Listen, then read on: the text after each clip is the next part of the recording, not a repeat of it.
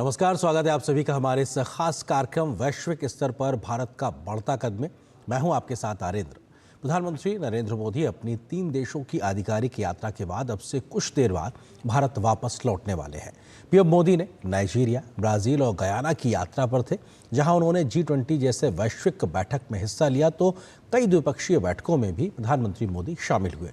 अपनी 3 देशों की 5 दिन की यात्रा के इस दरमियान पीएम मोदी ने 31 विश्व नेताओं से मुलाकात की, तो 31 ही द्विपक्षीय बैठकों में भी वो शामिल हुए, शिरकत की उन्होंने। पीएम मोदी के दौरे में क्या था खास और कैसे इन विश्व नेताओं के साथ मुलाकातों से भारत के विभिन्न देशों के साथ संबंधों को आगे बढ़ाने में मदद मिलेगी, इसी विषय पे हम चर्चा करेंगे। हमारे साथ में खास मेहमान भी जुड़ेंगे। हमारे साथ में एम्बेसडर राजीव कुमार भाटिया जी जुड़ेंगे, जो कि पूर्व वरिष्ठ राजनयिक है। कुछ देर बाद हम उनका भी रुख करेंगे। सर, बहुत स्वागत है हमारे साथ जुड़ने के लिए। आपके पास हम आते हैं, लेकिन उससे पहले कुछ इस पूरी खबर से जुड़ी कुछ तस्वीरें भी दिखाते हैं दर्शकों को। प्रधानमंत्री नरेंद्र मोदी की 3 देशों की यात्रा का पहला पड़ाव था नाइजीरिया, जिसके बाद वो ब्राजील और गयाना की यात्रा पर थे। पीएम मोदी ने नाइजीरिया और गयाना के दौरे के दौरान क्या रहा खास, इस रिपोर्ट में देखिए।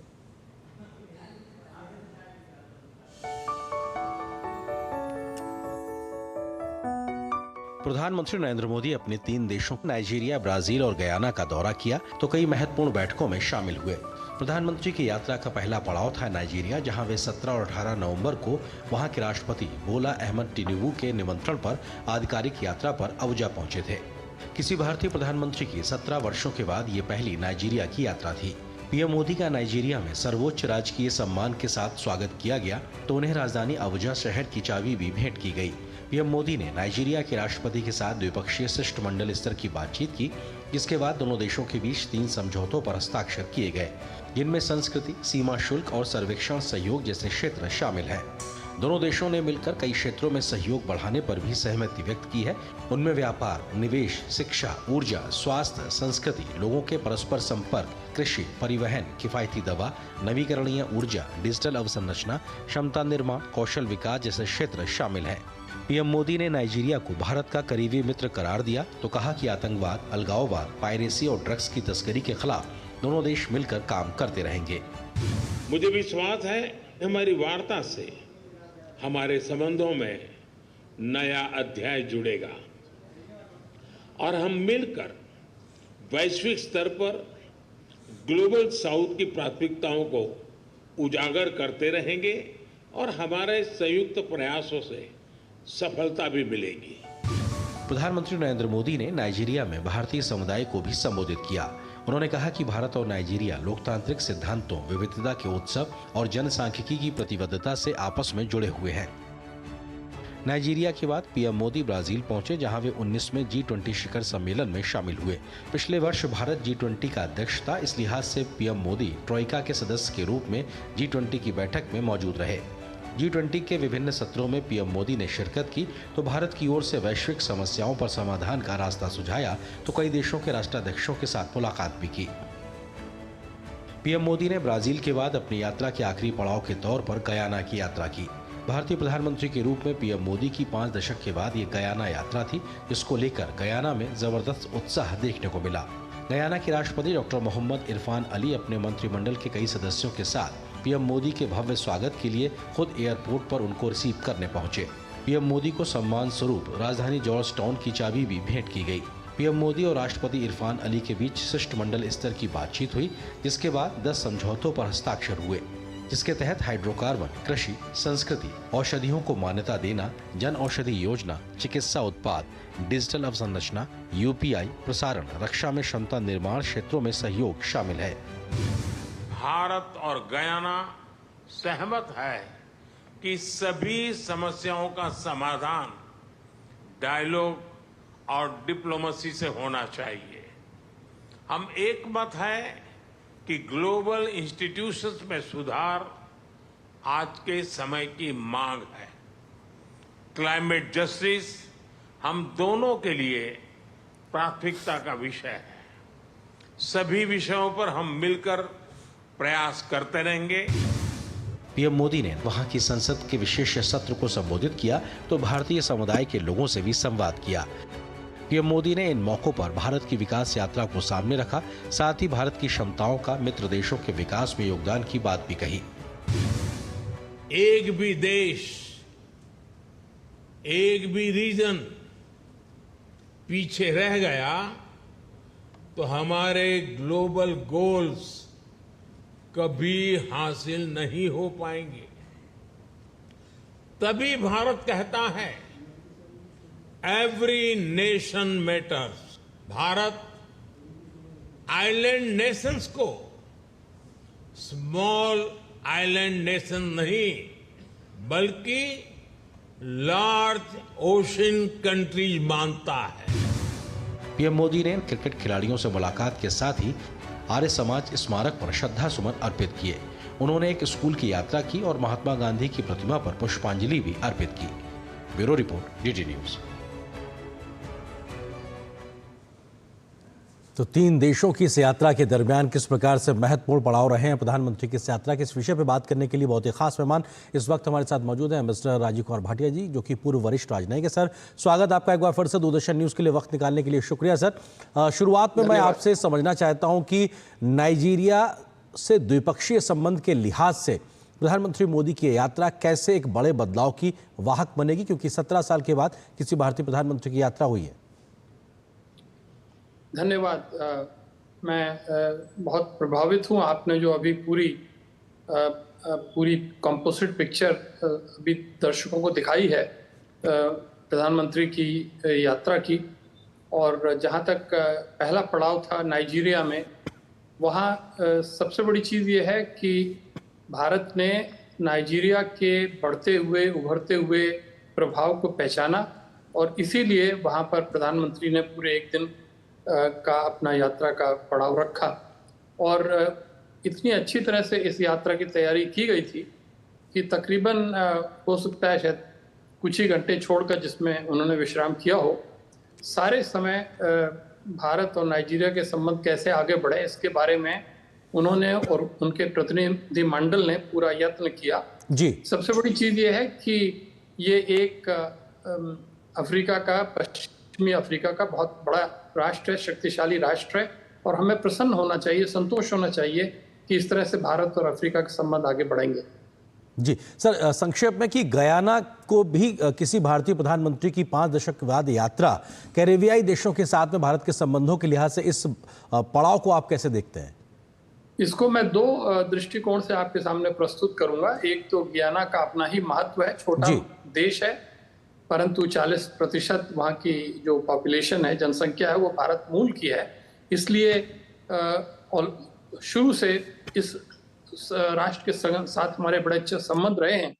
मगर ये बात अब आगे बढ़ेगी, क्योंकि 10 समझौतों पर दस्तखत करना कोई आसान काम नहीं होता है। आप समझ सकते हैं कि कितनी मेहनत की गई होगी जी, कई हफ्तों तक इसकी तैयारी के लिए। मगर जो दूसरी चीज़ है वो बहुत जानने की आवश्यकता है, वो ये है कि गयाना में अपना करीबन 1.5 या 2 दिन रहकर खास तौर से जो इंडिया और कैरिकॉम के साथ जो दूसरी समिट की गई, शिखर सम्मेलन किया गया, उसमें सारे के सारे जो उस क्षेत्र के देश हैं, 21 देश जो हैं, उनके साथ भारत के प्रधानमंत्री का जो इंटरेक्शन हुआ है, मैं उसको बहुत ज्यादा प्रभावशाली समझता हूं। सर, इस कैरिकॉम समिट के बारे में हम आगे विस्तार से बात करते हैं, लेकिन उससे पहले जरा G20 की बात भी कर लेते हैं, क्योंकि सिलसिलेवार तरीके से प्रधानमंत्री का दौरा था और नाइजीरिया के बाद प्रधानमंत्री पहुंचे थे ब्राजील में। प्रधानमंत्री नरेंद्र मोदी अपनी ब्राजील की यात्रा के दौरान G20 की महत्वपूर्ण बैठक में शामिल हुए।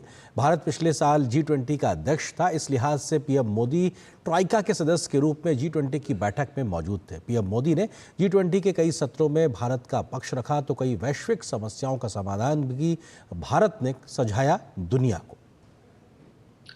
बिल्कुल सही बात है सर मैं आता हूं आपके पास, एक खबर देख लेते हैं, उसके बाद आते हैं। आयोजित 19वीं G20 बैठक पूरी तरह से भारत के एजेंडे को आगे बढ़ाने वाली रही, जिसका पूरा श्रेय प्रधानमंत्री नरेंद्र मोदी को जाता है। ब्राजील के राष्ट्रपति लूला डा सिल्वा ने खुद स्वीकार किया कि यह बैठक नई दिल्ली से प्रेरित है और पिछली अध्यक्षता में शामिल किए गए मुद्दों को ही आगे बढ़ाया जा रहा है।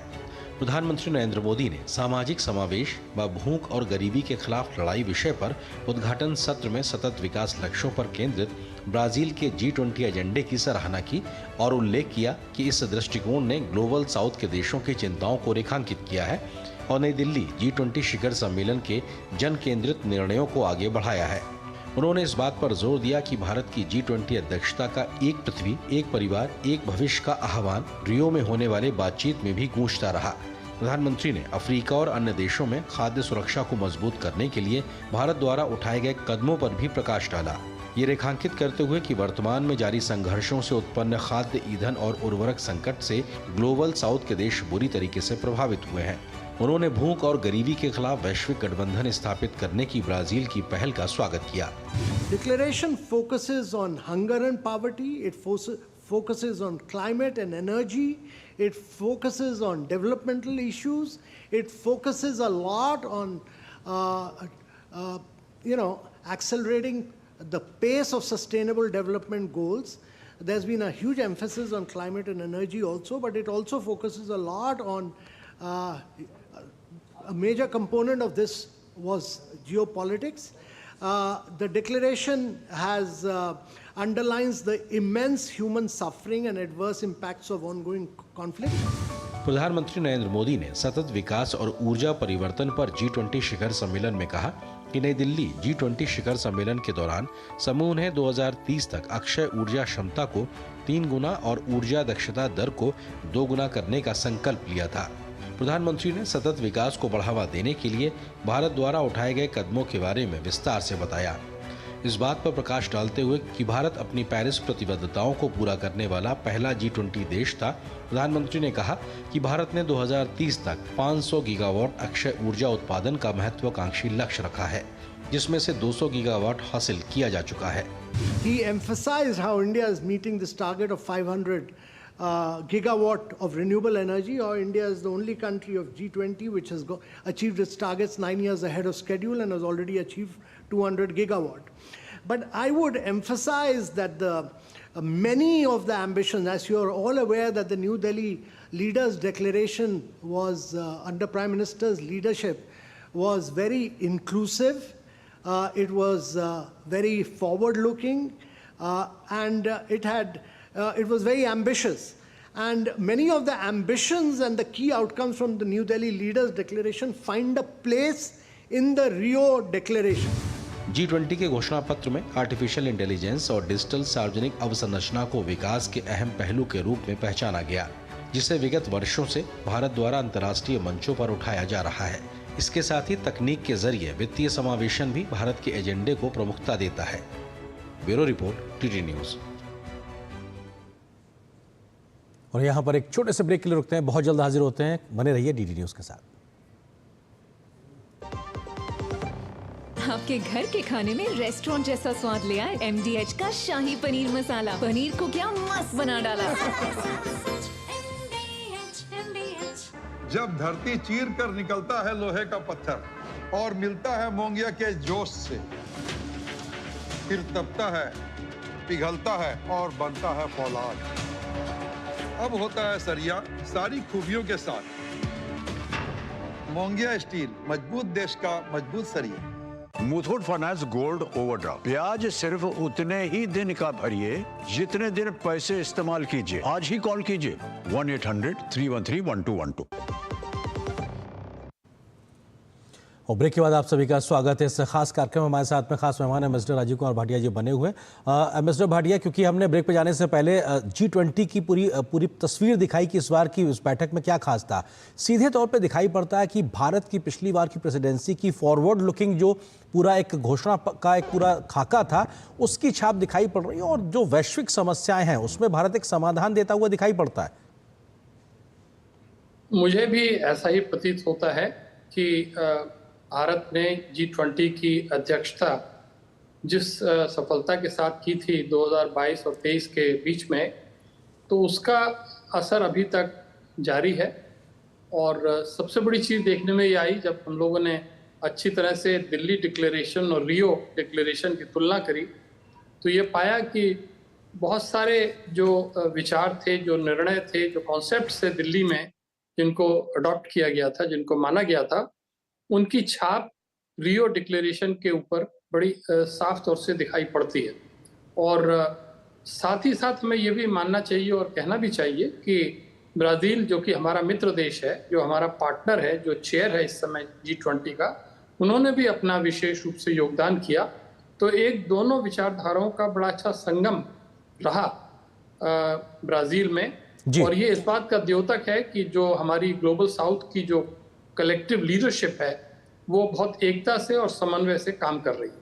ठीक है सर, और आप कैरिकॉम का भी जिक्र कर रहे थे, जरा कैरिकॉम को लेकर हम तस्वीरें दिखाते हैं, खबर दिखाते हैं, उसके बाद मैं आपके पास वापस आता हूं। प्रधानमंत्री नरेंद्र मोदी अपनी गयाना यात्रा के दौरान दूसरे भारत कैरिकॉम शिखर सम्मेलन में शामिल हुए। कुल 21 देशों और सदस्यों वाले इस कैरेबियाई देशों के संगठन के साथ पीएम मोदी की ये बहुत ही महत्वपूर्ण बैठक थी, जिसमें दोनों पक्षों के बीच संपर्क और सहयोग बढ़ाने पर विस्तार से बातचीत हुई।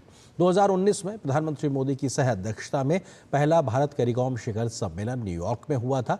गयाना यात्रा के दौरान प्रधानमंत्री नरेंद्र मोदी ने ग्रेनेडा के प्रधानमंत्री डिकॉन मिचेल के साथ दूसरे भारत कैरिकॉम शिखर सम्मेलन की सह मेजबानी की। प्रधानमंत्री नरेंद्र मोदी ने कुछ महीनों पहले हरिकेन बेरिल से प्रभावित देशों में हुई जान माल की हानि पर अपनी संवेदनाएं व्यक्त की थी। तो 5 साल के अंतराल के बाद हो रही बैठक को संबोधित करते हुए प्रधानमंत्री मोदी ने कहा कि इस दौरान विश्व में अनेक बदलाव आए हैं, मानवता को अनेक तनावों और संकटों का सामना करना पड़ रहा है। उन्होंने कहा कि इनका सबसे बड़ा और नकारात्मक प्रभाव ग्लोबल साउथ के देशों पर पड़ा है। इसलिए भारत ने सदैव कैरिकॉम के साथ मिलकर साझा चुनौतियों से निपटने का प्रयास किया है। पीएम मोदी ने कहा कि कोविड हो या प्राकृतिक आपदा या फिर क्षमता निर्माण हो या विकास के कार्य, भारत एक विश्वसनीय साझेदार के रूप में सभी सदस्य देशों के साथ कंधे से कंधा मिलाकर आगे बढ़ा है। प्रधानमंत्री नरेंद्र मोदी ने कहा कि कृषि क्षेत्र में ड्रोन, डिजिटल खेती, कृषि मशीनीकरण, मृदा परीक्षण जैसी तकनीकों में भारत में कृषि की तस्वीर बदल दी है। प्रधानमंत्री ने कहा कि नैनो फर्टिलाइजर के साथ साथ प्राकृतिक खेती पर भी जोर दिया जा रहा है। वहीं पर्यावरण से जुड़ी चुनौतियां हम सभी के लिए प्राथमिकता का विषय है। प्रधानमंत्री ने कहा कि कैरेबियाई देशों की स्वास्थ्य सुरक्षा भारत के लिए उच्च प्राथमिकता रहा है। कैरिकॉम देशों की स्वास्थ्य सुरक्षा भारत के लिए उच्च प्राथमिकता का विषय रहा है। भारत में सामान्य मानवी को quality and affordable health care प्रदान करने के लिए जन औषधि केंद्र खोले हैं। मेरा प्रस्ताव है कि हम इस मॉडल पर कैरिकॉम के सभी देशों में जन औषधि केंद्र खोल सकते हैं। भारत और सभी देशों के बीच फार्माकोपिया को मान्यता देने के लिए समझौता संपन्न किया जाए तो इस प्रयास को गति ला सकते हैं। हम कैरिकॉम देशों में ड्रग टेस्टिंग लैब बनाने पर भी विचार कर सकते हैं। कैरिकॉम देशों में कैंसर और दूसरे नॉन कम्युनिकेबल डिसीज एक बहुत बड़ी चुनौती है। इसे लड़ने के लिए हम भारत में बनी कैंसर थेरेपी मशीन सिद्धार्थ 2 उपलब्ध कराएंगे। रिमोट लोकेशंस पर लोगों के सुगम और ऑन द स्पॉट इलाज के लिए हमने भारत में भीष्म मोबाइल हॉस्पिटल बनाए हैं। इन्हें कुछ मिनटों में ही सेटअप किया जा सकता है और बिना समय गंवाए सभी प्रकार के ट्रॉमा का इलाज किया जा सकता है। हमें यह मोबाइल हॉस्पिटल्स कैरिकॉम के मित्रों को उपलब्ध कराने में खुशी होगी। पीएम मोदी ने भारत कैरिकॉम साझेदारी को और मजबूत करने के लिए 7 स्तंभों वाला एक प्रस्ताव भी रखा, जिसमें क्षमता निर्माण, कृषि और खाद्य सुरक्षा, नवीकरणीय ऊर्जा और जलवायु परिवर्तन, नवाचार, प्रौद्योगिकी और व्यापार, क्रिकेट और संस्कृति, महासागर, अर्थव्यवस्था और समुद्री सुरक्षा, चिकित्सा और स्वास्थ्य सेवा जैसे क्षेत्र शामिल है, जिसका एक तरीके से प्रधानमंत्री ने खाका सामने रखा। इसी के साथ भारत कैरिकॉम शिखर सम्मेलन के दौरान कैरिकॉम देशों के नेताओं ने कोविड महामारी के दौरान भारत के सहयोग की सराहना की। कैरिकॉम के नेताओं ने माना कि प्रधानमंत्री मोदी की पहल ने उनके देशों की आवश्यकताओं को सीधे तौर पर पूर्ति की है। कई नेताओं ने कहा कि भारत को कैरिकॉम समुदाय के निकटतम और पारिवारिक सदस्य के रूप में देखा जाता है। तो लगातार कैरिकॉम देशों की ओर से भी भारत को एक समर्थन मिला है, उसकी तस्वीर साफ तौर पे दिखाई पड़ी है। मिस्टर राजीव भाटिया जी हमारे साथ में लगातार बने हुए हैं। मिस्टर भाटिया, आप कैरिकॉम को लेकर अपनी बात रखना चाहते थे। सर, कितना महत्वपूर्ण है ये दूसरा शिखर सम्मेलन और इस सम्मेलन के माध्यम से इस सहयोग को कैसे आगे बढ़ता हुआ देख रहे हैं आप? जी हाँ, चूंकि गियाना की बात हो रही थी, इसलिए हम लोग फिर से अब वापस कैरीकॉम की समिट पर आ सकते हैं। पहली समिट 2019 में हुई, वो 2019 में हुई थी। अब ये दूसरी समिट है। ये मेरे ख्याल से पहली समिट से भी ज़्यादा सफल रही है और प्रभावशाली रही है। और जैसा कि आपको मालूम है, आपके दर्शकों को मालूम है कि कैरीकॉम का मतलब होता है कैरिबियन कम्युनिटी। ये एक ऐसा संगठन जिसमें 21 राष्ट्र उस क्षेत्र के उसके सदस्य या जुड़े हुए हैं। इस बार जो विशेष रूप से बड़ी अच्छी बात है, आपने वो ग्राफ दिखाया कि कैरीकॉम के ही एक्रोनिम को प्रयोग करते हुए हमारे प्रधानमंत्री जी ने हर जो उसका एक वर्ड है CARICOM के सामने हर एक नए सहयोग के पिलर को या स्तंभ को सामने रखा। ये बड़ी अच्छी बात बहुत सारे लोगों को लगी और उसके ज़रिए उन्होंने बताया कि किस तरह से कृषि, स्वास्थ्य, क्रिकेट, ट्रेडिशन, टेक्नोलॉजी, ट्रेड, इन सभी क्षेत्रों में आगे सहयोग बढ़ाने के बहुत अच्छी संभावनाएं बन गई। बिल्कुल सर। अपने 3 देशों की यात्रा के दौरान पीएम मोदी ने 31 विश्व नेताओं से द्विपक्षीय मुलाकात की है, जिसमें कई देशों के राष्ट्राध्यक्ष शामिल हैं तो कई वैश्विक संस्थाओं के प्रमुख भी शामिल हैं। पीएम मोदी की इन 31 नेताओं के साथ द्विपक्षीय मुलाकात में दोनों देशों के बीच सहयोग बढ़ाने पर बात हुई, तो क्षेत्रीय और वैश्विक समस्याओं पर भी विस्तार से बातचीत हुई। कैसी रही है बायलैटरल मीटिंग्स, देखिए इस रिपोर्ट में। नाइजीरिया, ब्राजील और गयाना की यात्रा के दौरान प्रधानमंत्री नरेंद्र मोदी की विश्व के नेताओं के साथ व्यक्तिगत केमिस्ट्री भी खूब देखने को मिली। उन्होंने इस दौरान दुनिया के 31 नेताओं और संगठनों के प्रमुखों के साथ मुलाकात की। प्रधानमंत्री ने नाइजीरिया में एक द्विपक्षीय बैठक की। ब्राजील में G20 शिखर सम्मेलन के मौके पर 10 द्विपक्षीय बैठकें की। इसके बाद गुयाना की यात्रा के दौरान उन्होंने 9 द्विपक्षीय बैठकें की। नाइजीरिया में पीएम मोदी ने वहां के राष्ट्रपति के साथ द्विपक्षीय बैठक की, तो ब्राजील में उन्होंने Indonesia, Portugal, Italy, Norway, France, UK, Chile, Argentina और ऑस्ट्रेलिया के नेताओं के साथ द्विपक्षीय बैठकें की हैं। ब्राजील में 10 द्विपक्षीय बैठकों में से 5 नेताओं के साथ प्रधानमंत्री मोदी की यह पहली बैठक थी। इसमें इंडोनेशिया के राष्ट्रपति प्रबोवो सुबियांतो, पुर्तगाल के प्रधानमंत्री लुइस मोंटेनेग्रो, ब्रिटेन के प्रधानमंत्री कीर स्टारमर, चिली के राष्ट्रपति गैब्रियल बोरिक और अर्जेंटीना के राष्ट्रपति जेवियर माली शामिल रहे। ब्राजील में प्रधानमंत्री ने सिंगापुर, दक्षिण कोरिया, मिस्र, अमेरिका और स्पेन के नेताओं के साथ मुलाकात की है। वहीं यूरोपीय संघ के अध्यक्ष उर्सुला वॉन डेर लियेन, संयुक्त राष्ट्र के महासचिव एंटोनियो गुटेरेस, विश्व व्यापार संगठन के नगोजी ओकोंजो-इवेला, विश्व स्वास्थ्य संगठन के टेड्रोस एडनोम घेब्रेयेसस, IMF की क्रिस्टालिना जॉर्जीवा और गीता गोपीनाथ जैसे विभिन्न अंतर्राष्ट्रीय संगठनों के प्रमुखों और अधिकारियों के साथ अनौपचारिक बातचीत और बैठकें भी की। गयाना में पीएम मोदी ने गयाना, डोमिनिका, बहामास, त्रिनिदाद और टोबैको, सूरीनाम, बारबाडोस, एंटीगुआ और बारबुडा, ग्रेनेडा और सेंट लुइसा के नेताओं के साथ द्विपक्षीय बैठकें की हैं। Bureau report, DD news. और यहाँ पर एक छोटे से ब्रेक के लिए रुकते हैं, बहुत जल्द हाजिर होते हैं।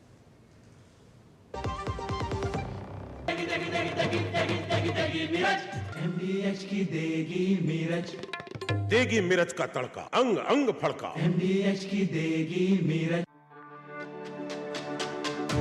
मेरी पसंद, मेरी पसंद, मेरी पसंद, मेरी पसंद, हमारी पसंद, हम सबकी पसंद। मजबूत देश का मजबूत सरिया हो गया स्टील। और प्रधानमंत्री नरेंद्र मोदी को उनके योगदान के लिए इस यात्रा के दौरान 3 देशों के राष्ट्रीय सम्मानों से भी नवाजा गया। नाइजीरिया, गयाना और डोमिनिका ने अपने देश के विशिष्ट सम्मान से पीएम मोदी को सम्मानित किया, तो कैरेबियाई देश बारबाडोस ने भी अपने देश के सर्वोच्च सम्मान देने की प्रधानमंत्री के लिए घोषणा की है। अब तक प्रधानमंत्री मोदी को 19 देशों के राष्ट्रीय सम्मान से पुरस्कृत किया जा चुका है। ये सम्मान केवल मेरा नहीं है, बल्कि भारत के 140 करोड़ लोगों का, उनके पुरुषार्थ का, उनके संस्कार का, उनकी परंपरा का ये सम्मान है। नाइजीरिया, ब्राजील और गयाना की 3 देशों की यात्रा के दौरान प्रधानमंत्री नरेंद्र मोदी को विभिन्न देशों के राष्ट्राध्यक्षों ने राष्ट्रीय पुरस्कार से सम्मानित किया। यात्रा के पहले पड़ाव नाइजीरिया में प्रधानमंत्री को grand commander of the order of niger से सम्मानित किया गया।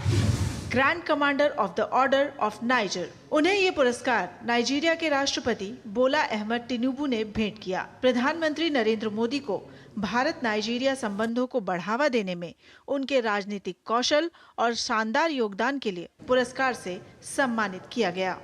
प्रशस्ति पत्र में कहा गया कि प्रधानमंत्री के दूरदर्शी नेतृत्व के तहत भारत को एक वैश्विक शक्ति के रूप में स्थापित किया गया है और उनके परिवर्तनकारी शासन ने सभी के लिए एकता, शांति और साझा समृद्धि को बढ़ावा दिया है। The order of excellence. प्रधानमंत्री की गयाना यात्रा के दौरान उन्हें राष्ट्रपति डॉक्टर मोहम्मद इरफान अली ने देश के सर्वोच्च राष्ट्रीय पुरस्कार द ऑर्डर ऑफ एक्सीलेंस से सम्मानित किया। एक दूरदर्शी राजनेता के रूप में वैश्विक मंच पर विकासशील देशों के अधिकारों की रक्षा करने, वैश्विक समुदाय के लिए असाधारण सेवा करने और भारत गयाना संबंधों को मजबूत करने की प्रतिबद्धता के लिए पीएम मोदी को ये सम्मान प्रदान किया गया है। Dominica award of honour. प्रधानमंत्री नरेंद्र मोदी को गयाना की यात्रा के दौरान ही डोमिनिका के राष्ट्रपति सिल्वेनी बर्टन ने कोविड महामारी के दौरान दिए गए समर्थन और दोनों देशों के बीच साझेदारी को मजबूत करने के प्रति उनके समर्पण को मान्यता देते हुए डोमिनिका अवार्ड ऑफ ऑनर से सम्मानित किया। वहीं बारबाडोस की प्रधानमंत्री मिया अमोर मोटले ने पीएम मोदी से मुलाकात के दौरान उन्हें मानद ऑर्डर ऑफ फ्रीडम पुरस्कार से सम्मानित किए जाने की घोषणा की। Bureau report, DD news. और हमारे साथ मिस्टर भाटिया जी जुड़े हुए हैं। मिस्टर भाटिया, बहुत छोटा सा जवाब, इस सम्मान को आप किस तरीके से देखते हैं जो लगातार प्रधानमंत्री को वैश्विक स्तर पर मिल रहा है? जो स्वयं प्रधानमंत्री ने कहा उसको कोई भी और उसके ऊपर सुधार नहीं कर सकता है जी। ये न केवल प्रधानमंत्री के लिए बल्कि भारत के सभी लोगों के लिए सम्मान की बात है और हर देश जो उनको ये पुरस्कार या अवार्ड दे रहा है जी, वो उनके महत्व से परिचित है और साथ ही साथ भारत के लोगों से दोस्ती बढ़ाने के लिए आगे हाथ बढ़ा रहा है और इसलिए इसका अपना राजनीतिक और कूटनीतिक महत्व है। सर बहुत शुक्रिया सर, वक्त की सीमा है, अन्यथा विस्तार से बात हो सकती थी। हमारे साथ जुड़ने के लिए सर बहुत बहुत शुक्रिया। तो फिलहाल इस विशेष कार्यक्रम में बस इतना है, लेकिन डीडी न्यूज पर खबरों का सफर लगातार जारी है। नमस्कार, धन्यवाद।